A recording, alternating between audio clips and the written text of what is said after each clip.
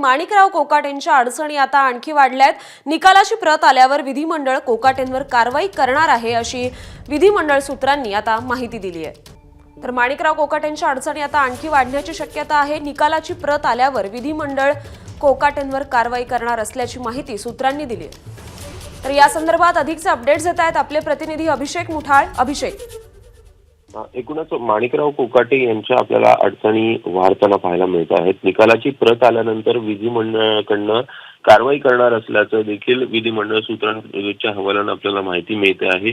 कृषी मंत्री माणिकराव कोकाटे यांना नाशिक सत्र न्यायालयाने 2 वर्षांची शिक्षा सुनावलेली आहे आणि याचीच प्रत विधिमंडळ सचिवालयाला प्राप्त झाली की या संदर्भात कारवाई केली जाणार असल्याचं देखील कळत आहे। एकूण आमदार सुनील केदार यांच्या शिक्षेची प्रत आल्यानंतर विधिमंडळाकडून अपात्र करण्यात आलेलं होतं।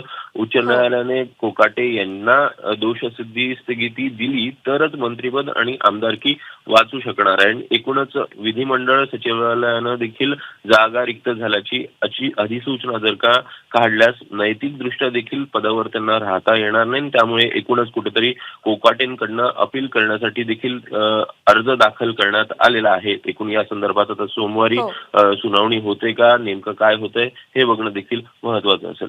खरे, धन्यवाद अभिषेक आपण दिलेल्या या सविस्तर माहितीसाठी। एबीपी माझा, उघडा डोळे बघा नीट।